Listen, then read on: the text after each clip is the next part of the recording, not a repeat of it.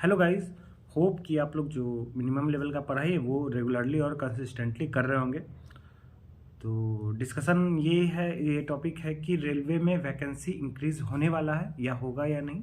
अभी वही 5,500 के करीब वैकेंसी है, तो अलग अलग जगह नोटिफिकेशन आ रहा है कि 16,500 वैकेंसी आएगा।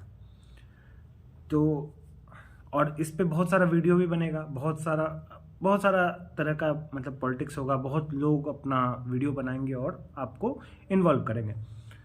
बट सिंपल सा बात है, अगर वैकेंसी 5,000 है या 15,000 है तो क्या डिफरेंट आप करने वाले हैं?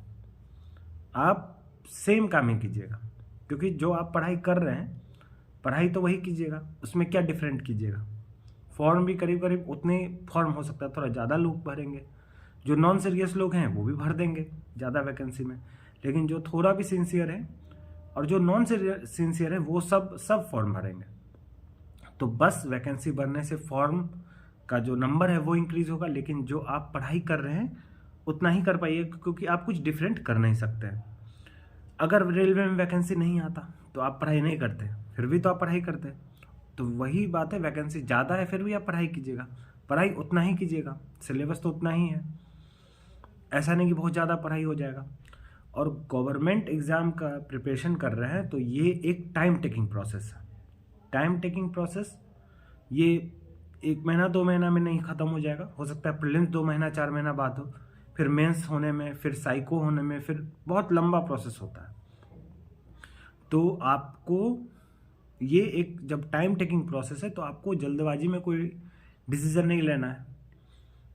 आप जैसे पढ़ रहे हैं आपको वैसे ही पढ़ना है। अगर एग्ज़ाम 2 महीने तो बाद है तो आप 1 घंटा ज़्यादा पढ़ सकते हैं, यही हो सकता है। वही 1 घंटा ज़्यादा में आप करेंट अफेयर्स एक्स्ट्रा कर सकते हैं, बाकी तो आपको उतना ही करना पड़ेगा।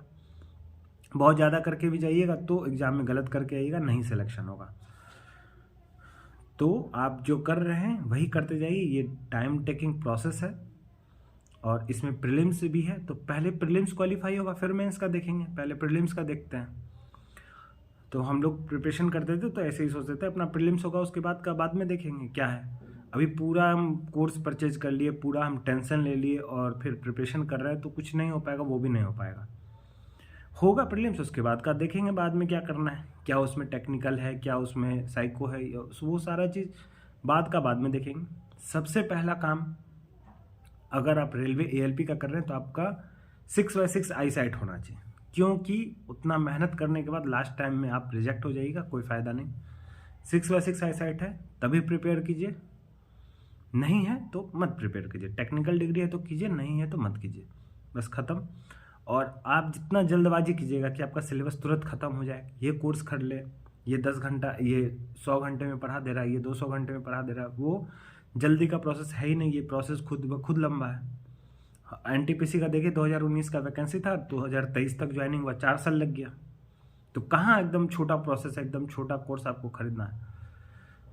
तो ये कोई इम्पॉर्टेंट ये नहीं है कि आप कोई कोर्स खरीद रहे हैं नहीं खरीद रहे हैं, इम्पॉर्टेंट ये है कि आप सीख रहे हैं कि नहीं। आप किसी कोर्स से सीख रहे हैं, आप किसी बुक से सीख रहे हैं, आप किसी यूट्यूब वीडियो से सीख रहे हैं, कहीं से भी अगर आपका लर्निंग हो रहा है तो आपका सिलेक्शन का चांस बढ़ रहा है। मैथ में ही आप 2 4 5 कंसेप्ट नया सीख रहे हैं हर दिन, जीके में कुछ करंट अफेयर्स में 10 15 मिनट इन्वेस्ट कर रहे हैं, नया नया टर्म्स याद कर रहे हैं, और जीएस में भी नया नया जो आपको टेबल्स वगैरह होता है वो सब याद कर रहे हैं, नया नया 1 2 पेज 4 पेज 5 पेज हर दिन पढ़ रहे हैं जीएस का। तो आप लर्न कर रहे हैं, जब आप लर्निंग कर रहे हैं तो आपको बस इतना ही करना है।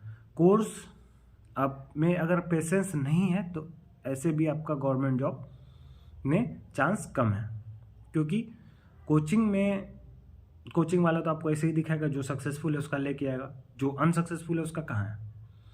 अब परसेंटेज कभी कोई दिखाता है कि इतना परसेंट लोग, मेरे यहाँ से 1 लाख बच्चा पढ़ता था 100 निकाला, तो क्या परसेंटेज हुआ? कुछ नहीं। तो आपको बस वही चीज़ दिखाया जाएगा, सर्वाइवरशिप बायस होता है एक, जो सर्वाइव कर गया वही आपको सामने दिखाया जाता है, आपको लगता है आपका भी हो जाएगा। कुछ डिफरेंट नहीं करवाएंगे वो, आप जो जितना आपका कैपेसिटी है आप उसी कैपेसिटी से सीखते जाइए और एग्ज़ाम में उसको इम्प्लीमेंट कर पाइए।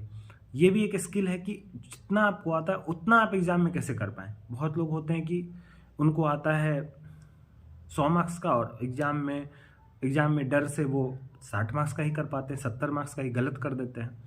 तो ये सब स्किल भी सीखना पड़ेगा। बट ये सारे चीज़ में आपको कांस्टेंट लर्निंग है। सीखना तो आपको कांस्टेंट है, हर दिन हर टॉपिक का कुछ कुछ आपको सीखते जाना है, थोड़ा थोड़ा ही सीखते जाना है बस। और जब प्री हो जाएगा तो फिर मेंस के लिए भी समय मिलेगा तो उसके लिए करेंगे, फिर साइको के लिए भी समय मिलेगा उसके लिए करेंगे। तो समय बहुत है, समय का कमी नहीं है, जल्दी कुछ नहीं करना है, आराम आराम से कीजिए। वैकेंसी बढ़े, वैकेंसी घटे, वैकेंसी सेम रहे, आपको उतना ही पढ़ना है जितना आप पढ़ रहे हैं। सिलेक्शन होना होगा तो हो जाएगा, कम वैकेंसी में भी, नहीं होना होगा तो नहीं होगा। सिंपल सा बात है। इतना लंबा प्रोसेस है। बच्चे प्री में छटेंगे, मेंस में, साइको में, हर जगह। मेडिकल में बहुत लोग छटेंगे। मेरे साथ मेडिकल में मेरे लिस्ट में जो था मेरे साथ जिस पोस्ट पे हम हैं, तो दो कुछ लोग का ये हो गए, ये नहीं हुआ, मेडिकल छट गए। और एक तो क्लर्क था जिसका लेवल 5 में अच्छा मतलब पोस्ट था लेवल क्लर्क में, लेकिन उसको मोतियाबिंद था, तो वो बहुत हल्का सा था, उसको पता था उसको है। तो वो सारा प्रोसेस करके फिर जब गया तो वहाँ मेडिकली वो आउट हो गया।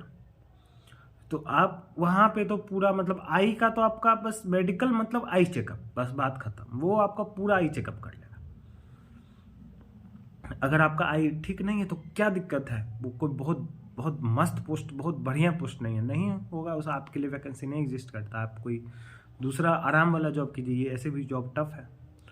तो सिंपल सा कीजिए आराम से, और आपका सिलेबस जितना कवर अप हो जाएगा एग्ज़ाम के पहले तक उतना तक करना। और एक नेक्स्ट वीडियो बनाएंगे कि एग्ज़ाम जब भी आप अटैम्प्ट करते हैं तो किस तरह अटैम्प्ट करना है, ताकि आपका स्कोर उसी नॉलेज के साथ थोड़ा अच्छा हो जाए। थैंक यू, मिलते हैं नेक्स्ट वीडियो में।